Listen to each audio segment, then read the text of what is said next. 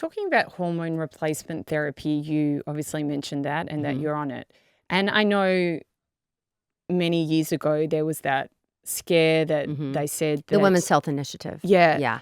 But it's interesting because I did... someone close to me was diagnosed with cancer, a woman, and I was in the room with her when they said, "Are you on this?" It wasn't hormone replacement therapy, but it was something a bit different. I wish I had the name for you. And it was to help with the sweating. And they said, that's the first thing you need to go off. You've been on that too long. So there's just and that was the oncologists. There's so much mixed information out there. You are the specialist.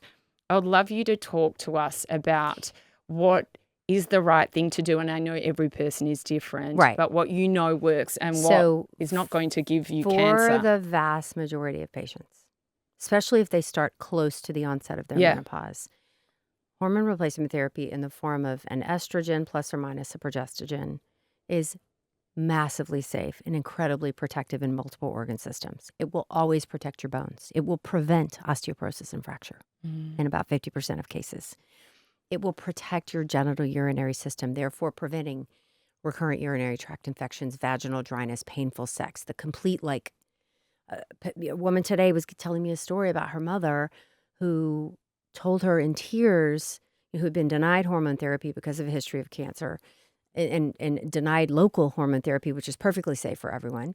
And she said, my vagina has completely disappeared. And this happens, complete atrophy, the labia atrophy, everything goes away. It's shriveled.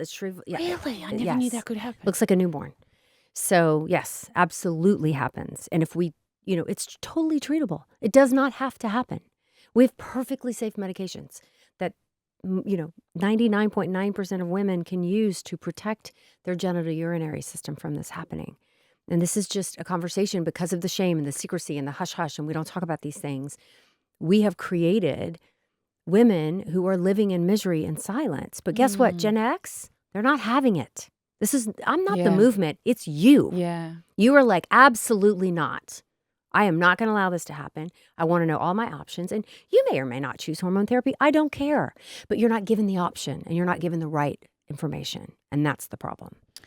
When it comes to hormone therapy, what is it exactly like? It's from what I know, it's a patch. So let's talk about it. Let's start high level. Yeah. So we have estrogens. Yeah. Right. We have progestogens. Yeah. And we have androgens, which you would think of as testosterone. Right. So we have human hormones, sex hormones are estrogens, progestogens, and androgens, usually in the form of testosterone.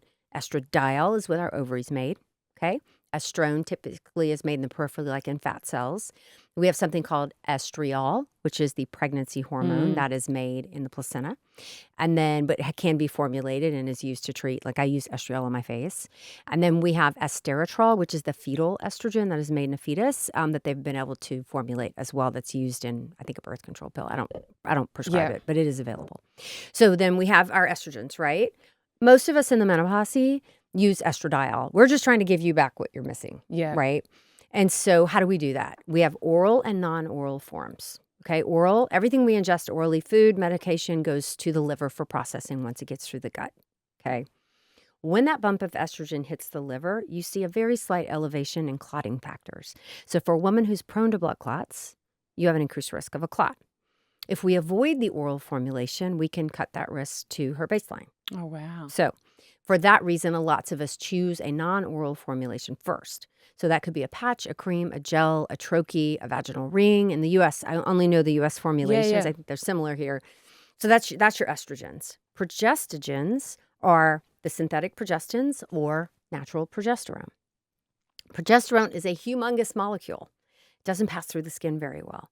So the creams are kind of variable. I don't like, most of us in the menopause don't use progesterone creams because we're worried about penetration and not giving her enough to protect the lining of the uterus. Okay. There's variable absorption with estrogen topical stuff. So some women need a little bit more. So I love the oral progesterone, one, because you can take it at night. It elevates GABA in the brain, which calms everything down. And Who you doesn't sleep need that? much Yeah. better. And like Yeah. last night, they were like, Chris is struggling with Yeah. jet lag. And so the women at the table were like, give him one of your progesterone, see how he does it. He makes progesterone on his own in small amounts, but it won't hurt him. And I was like, honey, do you want to try it? And he's like, no. I'm a little scared. So anyway, and then we have our androgens, which is testosterone. Similar to estrogen, we try to avoid oral formulations. Now, here in the UK, I think you could get Undecanoate, which skips the liver for processing. It can be liver toxic. So in the US, we use mostly topical forms of testosterone. Creams, gels, I use Androgel or Androfem, the equivalent in the US quite a bit. It sounds like, I know, again, everyone is different, but HRT really is the way to go. Like, it just sounds I think every woman deserves a very conversation. helpful. Yeah. And, not just limiting the conversation to hot flashes, no hot flashes, and only for severe and only the smallest amount. Where the conversation I think is lagging is the prevention. The prevention of, don't you want to protect your bones? What's your bone course. density? Yeah. Let's get a baseline bone density. Where are you at? Talking about, we know that from the data, though it's not recommended yet. I think it's coming from the preventative task forces, but we know that women, we have a window of opportunity for heart disease. Estrogen is wonderful for no one's going to argue with me on this. I don't care what society. We know the data is clear. Women who are given hormone therapy early in their menopause have less heart attacks, less death from heart attacks, and less all-cause mortality. The data is clear. Do you know something really interesting? You have to start early to get that cardiovascular benefit because it's better at prevention than cure. Once the plaques form and the plaques are calcified, it's not helpful and it might be harmful. Wow. So